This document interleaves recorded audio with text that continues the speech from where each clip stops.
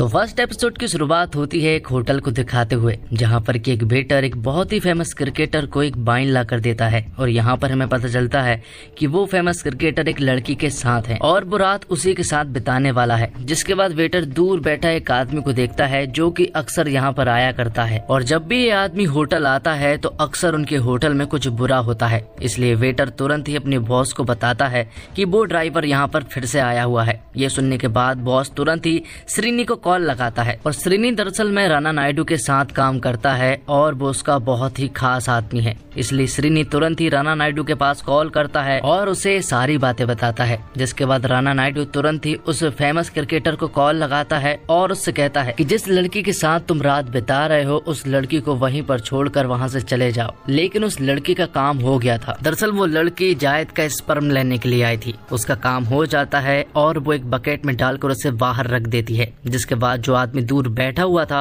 वो उस बकेट को लेकर यहाँ से ले जा लेता है। लेकिन बाहर राणा नायडू उसका इंतजार कर रहा था। जिसके बाद उस ड्राइवर और राणा नायडू के बीच में एक जोरदार कार चेस सीन होता है। लेकिन आगे जाकर राणा नायडू उस ड्राइवर को पकड़ लेता है। जिसके बाद राणा वापस आता है और उस फेमस क्रिकेटर को बताता है कि तुम्हें भी पता नहीं होगा लेकिन 9 महीने बाद किसी और के पेट में तुम्हारा बच्चा पल रहा होगा और ऐसी हरकत अगर तुम करते रहोगे तो ये जरूर होगा। और साथ ही हमें पता चलता है कि उस फेमस क्रिकेटर को क्रिकेट की लीग में 12 करोड़ में खरीदा गया है। लेकिन अगर ये न्यूज बाहर लीक हो जाती है तो उसका करियर यहीं पर तबाह हो सकता है। इसलिए राणा उससे कहता है कि आज के बाद ऐसी गलती मत करना। अब सीन शिफ्ट होता है हैदराबाद की तरफ, जहाँ पर कि एक जेल का सीन दिखाया जाता है और उस जेल में हम एक आदमी को देखते हैं जो कि काफी बूढ़ा था और ये आदमी 15 साल से इसी जेल में बंद है और ये आदमी कोई और नहीं बल्कि राणा नायडू के पिता मतलब कि नागा नायडू होता है, जिनकी आज जेल से बेल हो जाती है। अब आगे हम नैना को देखते हैं और नैना कोई और नहीं बल्कि राणा नायडू की पत्नी होती है और उनके 2 बच्चे भी होते हैं जो कि स्कूल के लिए तैयार होते हैं। और राणा की बेटी नित्या स्कूल के लिए एक प्रोजेक्ट तैयार करती है जिसमें कि उन्हें सारे फैमिली लोगों की फोटोज लगाती है और उस प्रोजेक्ट में उसके दादाजी की भी फोटो लगी हुई थी और वो फोटो किसी और ने नहीं बल्कि नैना नहीं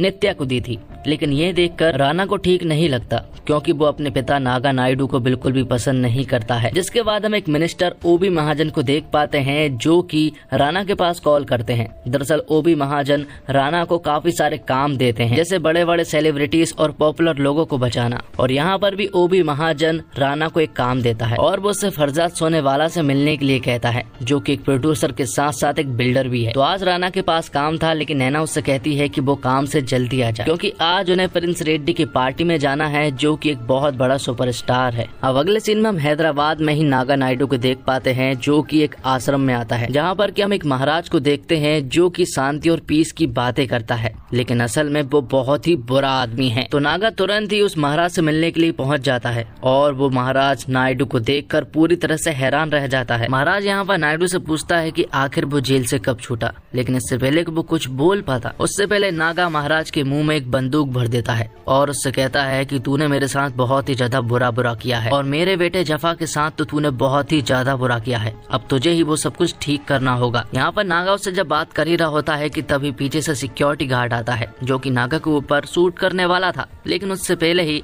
नागा उसे गोलियों से मार देता है। जिसके बाद हम तेज नायडू को देख पाते हैं जो कि राणा नायडू का बड़ा भाई है और वो एक स्टंट डायरेक्टर है। और जब तेज काम पर होता है तो यहाँ पर तेज के पास राणा का कॉल आता है और राणा तेज से कहता है कि उनका छोटा भाई जफा थेरेपी के लिए नहीं गया है क्योंकि डॉक्टर का उनके पास कॉल आया था। राणा तेज से कहता है कि वो जफा के बारे में पता करे कि कहीं उसने फिर से तो शराब पीना शुरू नहीं कर दिया है। जिसके बाद तेज जफा को ढूंढने के लिए निकल पड़ता है जो कि एक वाइन शॉप में बैठा हुआ था। जफा ने एक बियर भी ऑर्डर की थी लेकिन इस बियर को उसने 2 घंटे पहले ऑर्डर किया था और उसने तब से उस बियर को हाथ भी नहीं लगाया है। और जब वो दोनों भाई घर आ रहे थे तो यहाँ पर जफा तेज को बताता है कि उसके पास आश्रम से कॉल आया था और वो उसकी हेल्प करना चाहते हैं। उन दोनों की बातों से हमें पता चलता है कि जफा का आश्रम में रेप हुआ था और तब से ही जफा ऐसा है। उसके दिल और दिमाग में वो डर अभी भी है जिस वजह से जफा कुछ भी नहीं कर पाता है। जिसके बाद जफा तेज को बताता है कि आश्रम वालों ने उसे 30 करोड़ रुपए देने की बात कही है, लेकिन उसे ये समझ नहीं आ रहा है कि आखिर आश्रम वाले उसे इतनी बड़ी रकम क्यों दे रहे हैं। जिसके अगले सीन में हम देखते हैं फरजाद सोनेवाला को, जहाँ पर कि राणा नायडू से मिलने के लिए आया था।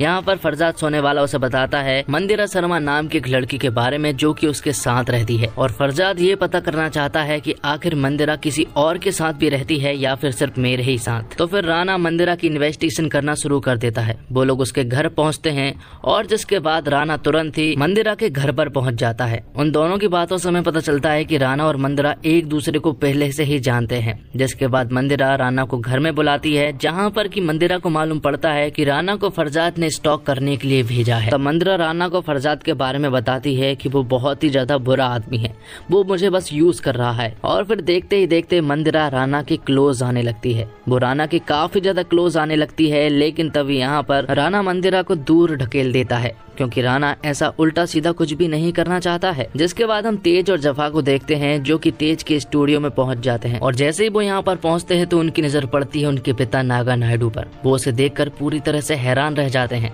और नागा नायडू 15 साल के बाद जेल से रिहा हुआ था, जबकि 5 साल और अभी उसे जेल में ही बिताना था। लेकिन अब तेज और जफा को ये समझ में नहीं आ रहा था कि वो अपने पिता नागा नायडू के बारे में राणा को कैसे बताए, क्योंकि अगर उसे बताया तो वो बहुत ज्यादा गुस्सा करेगा। अब आगे हम प्रिंस रेड्डी को देख पाते हैं जो कि एक बहुत ही बड़ा सुपरस्टार है और आज उसका जन्मदिन भी है, इसलिए उसने बहुत सारे लोगों को पार्टी के लिए इनवाइट किया है। और इस पार्टी में राणा और नैना भी मौजूद थे। और फिर थोड़ी देर के बाद पार्टी में फरजाद और मंदिरा आती है, और मंदिरा यहाँ पर आते से ही राणा को देखना शुरू कर देती है। लेकिन उसे ऐसा देखते हुए नैना उसे देख लेती है। नैना यहाँ पर राणा से पूछती है कि आखिर ये लड़की कौन है, जिस पर कि राणा नैना से कहता है कि ये मेरी क्लाइंट है। और तभी राणा के पास तेज का कॉल आता है। तेज यहाँ पर राणा को बताता है कि नागा नायडू जेल से रिहा हो चुका है। और ये बात सुनने के बाद राणा को बहुत ज्यादा अजीब लगता है, क्योंकि नागा नायडू को अभी भी 5 साल जेल में ही बिताने थे। वो बात कर ही रहा होता है कि तभी उसके पास वो भी आता है और भी यहाँ पर राणा को एक कमरे में ले जाता है और उसे पार्टी का एक सीसीटीवी फुटेज बताता है, जिसमें कि एक डिलीवरी बॉय चोरी छुपे इस पार्टी में घुस आया था और उसने एक फोटो को प्रिंस रेड्डी के पास छोड़ दिया था, जिसमें कि नागा नायडू भी मौजूद था। यहाँ दूसरी तरफ नैना के पास एक आदमी का कॉल आता है और वो किस आदमी से बात कर रही थी हमें ये तो नहीं मालूम है। लेकिन थोड़ी देर के बाद उसके पास राणा आ जाता है। राणा यहाँ पर नैना को बताता है कि नागा नायडू जेल से रिहा हो चुका है। उसे समझ नहीं आ रहा कि आखिर वो इतने जल्दी कैसे रिहा हो चुका, क्योंकि अभी भी उसे 5 साल जेल में ही बिताने थे। यहाँ पर वो नैना को बताता है कि उसका पिता बहुत ही ज्यादा खराब आदमी है। तभी हम पार्टी में चांदनी नाम की एक लड़की को देख पाते हैं जो कि प्रिंस रेड्डी को देख रही थी। यहाँ पर प्रिंस रेड्डी भी उसे देखता है और फिर दोनों ही कमरे में चले जाते हैं, जहाँ पर कि वो दोनों इंटीमेट होते हैं। और थोड़ी दूरी पर एक मोबाइल भी रखा हुआ था, जिसके कैमरे से इनकी वीडियो की शूटिंग हो रही थी। जिसके अगले सीन में हम देखते हैं राणा नायडू को, जो कि वॉशरूम में जाता है। लेकिन पीछे पीछे यहाँ पर मंदिरा भी आ जाती है। यहाँ पर मंदिरा राणा के साथ कुछ करना चाह रही थी, लेकिन राणा उसे ढकेल देता है और बाहर निकल आता है। लेकिन जब वो बाहर आता है तो बाहर उसे नैना मिलती है और नैना राणा को गलत समझ बैठती है। नैना सोचती है कि यहाँ पर राणा और उस लड़की के बीच में जरूर तो कुछ हुआ होगा, लेकिन यहाँ पर राणा उसे समझाने की कोशिश करता है, लेकिन नैना एक नहीं मानती और उससे कहती है कि आज रात वो घर ना आए। यहाँ दूसरी तरफ तेज के स्टूडियो में हम नागा नायडू को देख पाते हैं जो कि शराब पी रहा था। यहाँ पर वो जफा को भी कहता है कि वो भी शराब पिए, लेकिन जफा ने 2 साल से शराब नहीं पी है, इसलिए वो मना करता है। और तभी पीछे से राणा नायडू आ जाता है और वो अपने पिता नागा नायडू से कहता है कि जफा ने 2 साल से शराब नहीं पी है और वो शराब नहीं पिएगा। दोनों आमने सामने होते हैं और इसी के साथ पहला एपिसोड यहीं पर खत्म होता है। तो दोस्तों, उम्मीद करता हूँ आपको ये वीडियो पसंद आई होगी। वीडियो पसंद आई हो तो वीडियो को लाइक जरूर कीजिएगा और उसी तरह की वीडियोस पाने के लिए आप हमारे चैनल को सब्सक्राइब